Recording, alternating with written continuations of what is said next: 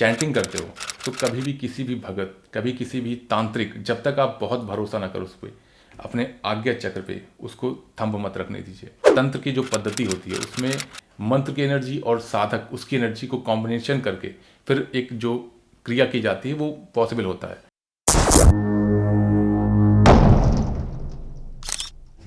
आज का टॉपिक है मंत्र साधना को लेकर। मैं हमेशा ये बात कहता हूँ कि आप मंत्र का जाप करो, एक अपने इष्ट का एक बीज मंत्र आप लो, क्योंकि मैंने बहुत सारे लोगों को देखा है जो कई मंत्रों को चेंज करते रहते हैं, जैसे बेनिफिट उनको चाहिए होता है उसी हिसाब से मंत्र वो बदल लेते हैं।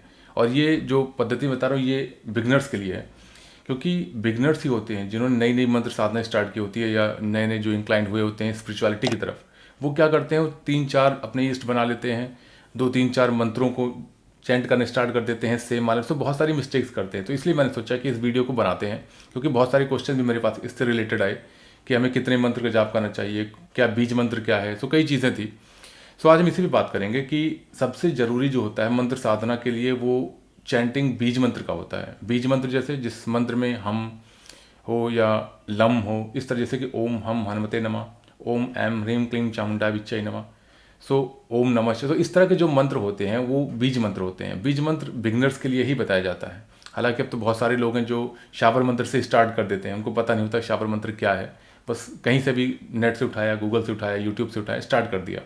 तो उसके कॉन्सिक्वेंसेज होते हैं, वो मैं रिकमेंड नहीं करता किसी भी बिगनर्स के लिए कि जिन्होंने नई नई साधना स्टार्ट की है, बॉडी में वो एनर्जी नहीं संभालने की, बट वो एक मंत्र का जाप स्टार्ट कर देते हैं। सो आप ये गलती मत करिएगा, अपने कोई एक ईस्ट बनाइए, कोई भी हो। अगर कोई आपको समझ नहीं आता है, या बहुत सारे लोगों तो इनको पता ही नहीं होता कि उनके ईस्ट कौन है, सबसे बेस्ट आप गुरु शिव जी को मानिए, महादेव को, और ईस्ट राम जी, हनुमान जी, सबसे अच्छे हनुमान जी माने जाते हैं क्योंकि वो खुद भक्ति में लीन रहते हैं। और ये इनकी साधना करने वालों को देखा गया है कि कृपा हर तरह से मिलती है और अपने ईस्ट की प्राप्ति भी होती है, क्योंकि ये हेल्प करते हैं टू रीच योर ईस्ट। ईस्ट मतलब डेटी जिसकी बॉन्डिंग आपसे होती है। अब जैसे एक सिंपल सा मैं आपको बताता हूँ एग्जाम्पल, आप कह सकते हो प्रैक्टिकल। जिस भी ईस्ट का नाम, जिस भी डीटी का नाम लेने पे आपको फील होती है एक एनर्जी, एक खुशी, या जिस भी ईस्ट की आपको विग्रह देख के या फोटो देख के फील होता है कि यही है, तो वो आपके ईस्ट होते हैं। आप उनका एक बीज मंत्र लीजिए और उस बीज मंत्र को चैंट करना स्टार्ट कीजिए। अब चैंटिंग का फ़ायदा क्या होता है, जब कोई आप बीज मंत्र चैंट करते हो तो बॉडी में एनर्जी स्टोर होना स्टार्ट होती है।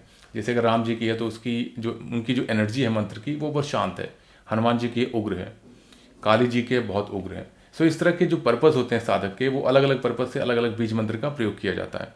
बट अगर आप नए नए हैं तो जो भी आपके इष्ट हैं उनका एक मंत्र लेके आप मिनिमम 3 माला आप स्टार्ट करिए, क्योंकि मिनिमम 3 माला बहुत ज़रूरी है। इससे कम में होता क्या है, बॉडी में आपकी एनर्जी स्टोर हो नहीं पाती है। अब इस एनर्जी का स्टोरेज का क्या मतलब है, क्योंकि हम बॉडी में तो देख नहीं पाते एनर्जी का स्टोरेज, राइट। सो ऐसा भी नहीं कि जो चीज़ नहीं देख पाते वो होती नहीं है, क्योंकि बहुत सारे कमेंट मुझे ऐसे भी आते हैं जहाँ पर लगता है कि मैंने ये साधना की, कुछ नहीं हुआ, ये सब कुछ नहीं होता, बकवास होता है। सो ज़रूरी नहीं कि जो चीज़ आप कर रहे हो आपको मिल गई वो होती है, जो चीज़ आपको नहीं मिली वो नहीं होती है।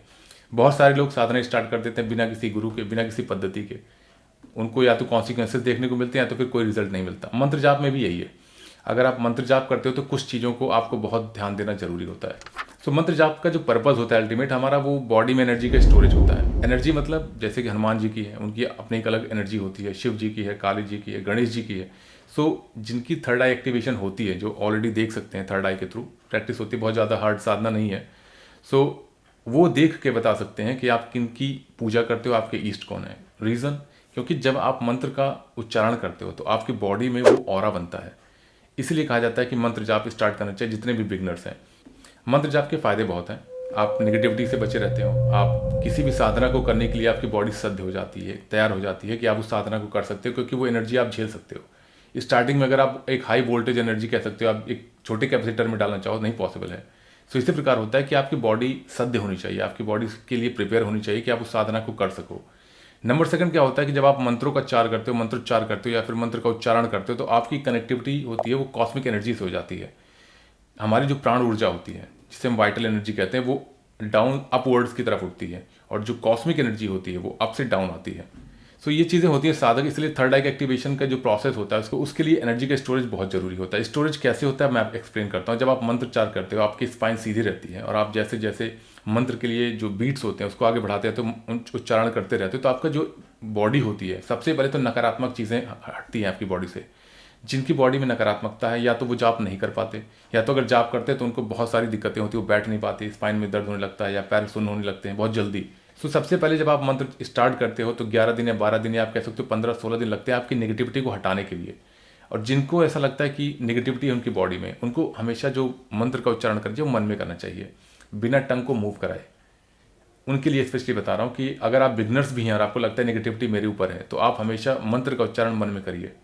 चैंट करने के लिए माला लीजिए, रुद्राक्ष की माला, तुलसी की माला, हल्दी की माला, जो भी जैसे भी आपकी इष्ट है। आपको नहीं पता तो आप मुझे कमेंट करके बताइए कि आपकी कौन सी इष्ट है, मैं आपको माला रिकमेंड कर दूंगा। जब आप बीट्स को मूव कराते हो तो केवल मन में आपको उच्चारण करना है। अगर आपके पास नेगेटिविटी है, आपको लगता है मेरे ऊपर नेगेटिविटी है, किसी प्रकार की नेगेटिविटी है, और अगर आपको लगता है कि नहीं कुछ नहीं है, तो आप एक उपांशु जब कहा जाता है, केवल आपके लिप्स मूव होते हैं, बस आवाज़ नहीं निकलती है, जैसे तो इसमें आवाज़ नहीं निकलती है। और मन में जैसे कि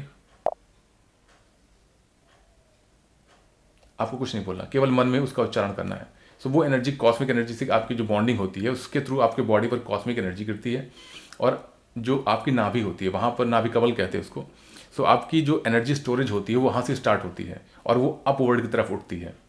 और जैसे जैसे आप मंत्र का उच्चार करना स्टार्ट करते हो, मंत्रोच्चार करते हो, 11 दिन 15 दिन का टाइम लगता है अगर कोई नेगेटिविटी नहीं है, सो वो आपके ब्रह्मरंध्र से होके आउटसाइड में एक ऑरा बनाने लगती है।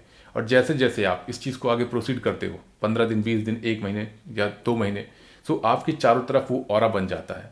और वो ऑरा ऐसा नहीं है कि जब आप मंत्र का उच्चार करते हो या मंत्रोच्चार करते हो तभी वो बनता है। मंत्र उच्चारण की वजह से आपके चारों तरफ एक ऑरा बन जाता है। सबसे पहले आपकी 3 लेयर बनती है, फिर 8 और फिर 12 के बाद वो लॉक हो जाता है। लॉकिंग प्रोसेस, या आप कह सकते हो ये चीज़ें मैं आपको बाद में एक्सप्लेन करूँगा कि ऑरा का क्या रोल होता है। एक सिंपल में बता देता हूँ। ऑरा का सिंपल से पर्पस होता है कि आपको प्रोटेक्शन देना। कोई भी नेगेटिव एनर्जी हो, स्पिरिट हो, वो आपके ऑरा में एंटर नहीं कर सकती अगर आपका ऑरा स्ट्रांग है तो। और ये स्ट्रांग इसलिए मैं कहता हूँ क्योंकि अगर आप, बहुत सारे जो हैं साधक हैं मेरे साथ, जो सब्सक्राइबर हैं मेरे, वो कोई ना कोई साधना करना चाहते हैं, तो सबसे पहले स्टेप तो आपको यही करना पड़ेगा। मंत्र जाप करिए आप मिनिमम 21 डेज एंड 41 डेज का संकल्प लेके आप करिए। 21 डेज एट 41 डेज का बहुत जरूरी है ये। और जब आप इस चीज़ को कर लेंगे, ब्रह्मचर्य का पालन करना बहुत जरूरी है। अब इसमें आपको फॉलो क्या करना है? सबसे पहली चीज़ आपको फॉलो करनी है कि आपकी जो माला है वो आपकी केवल होनी चाहिए। एक रुद्राक्ष माला, हल्दी माला, तुलसी की माला, या कोई भी हो सकती है आपकी, स्फटिक माला, मूंगे की माला, कोई किसी प्रकार की जो माला आप यूज़ करते हो केवल आपकी है। एक गोल्ड से ज़्यादा आप उसको संभाल के रखिए, डायमंड से ज़्यादा कीमती होती है अगर आप उस माला को बहुत लंबे समय से जाप करते हो, क्योंकि वो अपने आप में सिद्ध हो जाती है। सो बहुत सारे मेरे पास ये भी क्वेश्चन आते हैं कि माला कैसे सिद्ध करें, शाबर मंत्र क्या है? आपको शाबर मंत्र की जरूरत नहीं है। आप उस माला को लीजिए और मिनिमम 11 डेज तक चैंट करिए, वो माला अपने आप सिद्ध हो जाएगी। क्योंकि माला, आपकी बॉडी, आपकी जो सूक्ष्म शरीर है, एस्ट्रल बॉडी इसको कहते हैं, सारी चीज़ें सिद्ध होना स्टार्ट हो जाती हैं जैसे जैसे आप मंत्रोच्चार करते हो, जैसे जैसे अपनी इष्ट का बीज मंत्र का उच्चारण करते हो। तो सबसे पहली चीज़ आपको अपना माला एक अलग रखनी है, हमेशा उसको नहाकर ही टच करनी है। इन केस आप उसको नहाकर ही टच करेंगे। जैसे आपने मॉर्निंग में स्नान किया, ब्रह्म मुहूर्त है तो बहुत अच्छा है, नहीं है तो आप 6 या 7 बजे जब भी नहाकर आप उसको, जब पूजा के उस आसन पे बैठिए तब आप उसको टच करिए, और उसको रखने के बाद हाथ जोड़िए, प्रार्थना करिए, उसके बाद आप वहाँ से उठिए। तो ये बहुत ज़्यादा इंपॉर्टेंट। अब सेकंड बात आती है आसन की। बहुत सारे साधक को मैंने देखा है वो आसन जो होता है वो पूरी फैमिली का होता है, ऐसा नहीं होना चाहिए। आपका अपना आसन हो, उसको आप रखिए। अगर आपको लगता है कि नहीं मुझे स्पाइन में दिक्कत है, तो जैसे भी आप बैलेंस करना चाहे बैलेंस कर सकते हैं, बट आसन केवल आपका होना चाहिए। साइंटिफिक इसका जो मीनिंग मैं आपको बता देता हूँ, क्योंकि जब आप मंत्र का उच्चारण करते हो, हर एक मंत्र अलग होते हैं। आपके फैमिली में कोई गणेश जी का भक्त होगा, कोई होगा दुर्गा जी के भक्त होंगे। सो होता क्या है, एनर्जी का जो इम्बैलेंस हो जाता है। और ये मंत्र के ही टर्म में नहीं कह रहा मैं, क्योंकि जब हर एक बॉडी की एनर्जी होती है, नेगेटिविटी होती है, किस में क्या नेगेटिविटी हो या किस तरह से कौन इन्फ्लुएंस हुआ हो, तो जब आप उस पर बैठते हो, आप ही केवल पूजा करिए तो आपकी बॉडी से कनेक्टेड रहेगा, और उसको आप हटा दीजिए। नेगेटिविटी पॉजिटिविटी जो भी है वो आपकी रहेगी। आप जैसे जैसे मंत्र का उच्चारण करते जाएंगे, आपका आसन, आपकी माला, आपका शरीर शुद्ध होना स्टार्ट हो जाएगा, एक पवित्र उसमें आ जाता है। तो ये बहुत ज़रूरी है कि आप अपना आसन अलग रखिए। ब्लैक आसन आपको नहीं लेना है, अगर आप यूज़ कर रहे हो तुरंत हटा दीजिए। केवल रेड आसन रखिए आप, या ब्लू आप रख सकते हो। मंत्र को उच्चारण करने के लिए सबसे इंपॉर्टेंट है कि जब भी आप जाप करें तो अपनी स्पाइन को स्ट्रेट रखें, क्योंकि कॉस्मिक एनर्जी जब आपके ब्रह्मरंध्र पर गिरती है, आप यहाँ कह सकते हो ब्रह्मरंध्र पर गिरती है, तो वो सीधे आपके स्ट्रेट स्पाइन से कनेक्ट होती है, जहाँ पर आपकी कुंडलिनी होती है। तो बहुत सारे साधक यहाँ कुंडलिनी के लिए भी हैं, जो कि अपनी कुंडलिनी को एक्टिवेट करना चाहते हैं, अपलिफ्ट करना चाहते हैं, ताकि वो आगे चक्र पे आके अपना एक्टिवेशन कर सके थर्ड आई का। तो सबसे जरूरी चीज़ है कि जब भी आप बैठें आसन पे अपने स्ट्रेट रहें, ताकि आपकी जो प्राण ऊर्जा है और जो कॉस्मिक एनर्जी है, दोनों का एक बैलेंस हो सके और आपकी कुंडलिनी जो है वो जागृत हो सके, एक बैलेंस वे में। मंत्र उच्चारण में सबसे इंपॉर्टेंट चीज़ जो मुझे लगती है कि आज आपने 3 माला की, कल 5 माला की, परसों 7 माला की, फिर 1 माला की, फिर 2 माला की, ऐसे नहीं करना आपको। आप जब भी स्टार्ट करिए संकल्प लेके स्टार्ट करिए, और संकल्प इसलिए ज़रूरी है क्योंकि आप अपने ईष्ट को बताते हो कि मैं, मेरे पिताजी का नाम, मेरा गोत्र, मैं यहाँ का निवासी हूँ, मैं आपकी पूजा करना चाहता हूँ या आपकी कृपा पाना चाहता हूँ, इसके लिए मैं डेली 3 माला, 4 माला, 5 माला करता हूँ, कृपा करके आप अपनी आशीर्वाद हमें प्रदान करिए। तो इस तरह का जो भी आप संकल्प लेते हो वो बहुत इंपॉर्टेंट है कि आप वहाँ पर मेंशन करिए कि कितनी माला आपका रोज का जाप करेंगे, हनुमान चालीसा का जाप, बजरंग बाण का जाप या सुंदरकांड, जैसा भी आप संकल्प लेते हो उससे काउंट आपको कम नहीं करना है। अगर आपने 3 माला का संकल्प लिया है तो कम से कम 11 दिन आप 3 माला करिए, उसके बाद 5, फिर 11, 21, 51, फिर 101 आप कर सकते हो। क्योंकि साधक जो 6 महीने भी अगर इस चीज़ की प्रैक्टिस करते हैं तो ईजिली वो 101 माला कर सकते हैं, कोई इसमें बहुत बड़ी चीज़ नहीं होती है। और जो चैंटिंग कर रहे हैं बहुत समय से, 2 महीने या 3 महीने हो चुके हैं, उनके लिए मैं एक रिस्ट्रिक्शंस बताता हूँ। जब आप चैंटिंग करते हो तो कभी भी किसी भी भगत, कभी किसी भी तांत्रिक, जब तक आप बहुत भरोसा ना करो उस पर, अपने आज्ञा चक्र पे उसको थंब मत रखने दीजिए, उसको टीका मत लगाने दीजिए।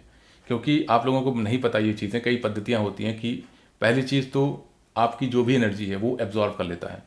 जैसे कि आपने अगर 6 महीने, साल या 2-3 साल से आप प्रैक्टिस कर रहे हो, चैटिंग कर रहे हो, तो आपका जो ऑरा है, आपकी जो एनर्जी है वो बहुत अच्छी होगी।